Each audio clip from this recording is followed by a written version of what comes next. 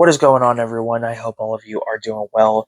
Welcome to day 10 of the Halloween Horror 3. And for day 10, boy, this movie, I'm going to be reviewing the 1981 film, The Funhouse. I was expecting more. The Funhouse, I felt like, was a little disappointing, which is surprising. The film takes place at this carnival. It mainly focuses inside of a fun house where these group of I want to say like young adults. I don't think they're teenagers. Just want to fool around, and at times some of the characters are annoying. But they stay at this fun house after hours after a carnival has closed down, and the carnival itself is kind of weird, and you kind of see that right away. But they they go to fool around and while everybody's gone and stuff, and then they start to witness something happening, and then the villain of the film, who's this inbred son of the owner, the owner's or it's the son, this inbred son whose father is the owner of the carnival, is what I'm trying to say. And those cliche things of they basically are pretty much hunted by the son after a situation causes the owner to realize that there is somebody there. Um, Yeah, I was expecting like a gruesome, your cliche early 80s horror film, but that was not the case. A lot of the kills were off camera. There was a couple that were on camera. The villain is, you could definitely tell that whoever did Wrong Turn got their influence from this movie, because the effects are, the makeup effect on this character looks good, but you can tell there was some inspiration from the Wrong Turn films.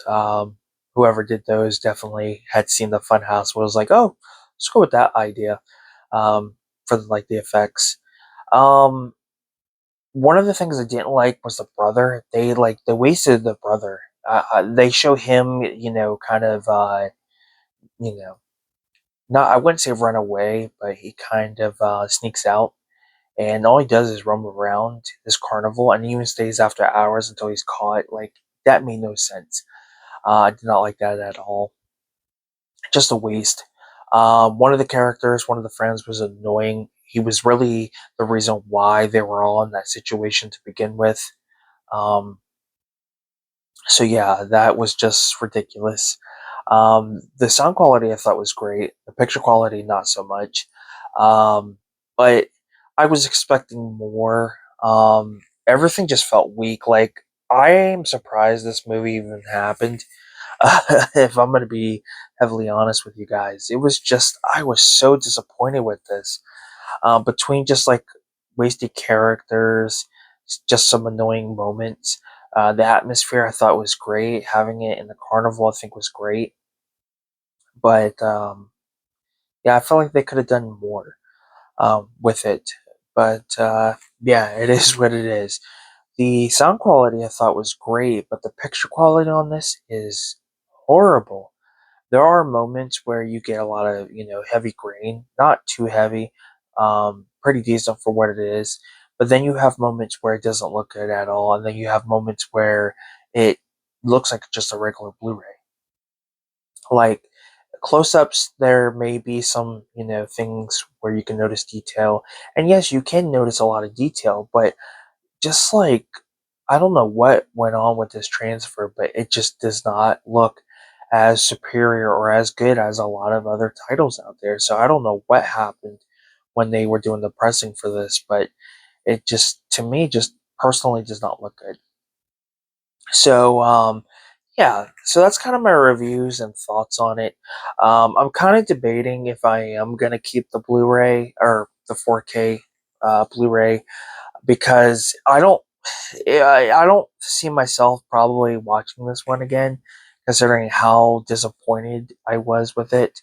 Um, it's hard to say. I don't even know if the Blu-ray is going to look better.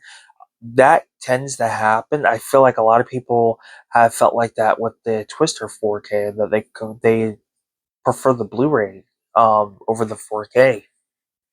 So, excuse me. So yeah, I'm not 100% sure. But yeah, I wish I could say more. I was just a little disappointed. It had some good things about it, but at the same time, it just had a lot of bad. And considering the transfer, yeah, you know what? I'll probably just sell it. I'll just put it on probably on eBay later today, and then just use the funds to get a better 4K to add to my collection. But yeah, just disappointed with it. I think that's the first time I've ever reviewed a film for the Halloween horror, or just a film in general, where I just didn't care for it, and the 4K I didn't care for. So first time you're seeing me be disappointed in that, to the point where I'm just gonna sell it. Yeah, who would have thought? But yeah, I wish I could say more. Let me know what your thoughts are on this movie.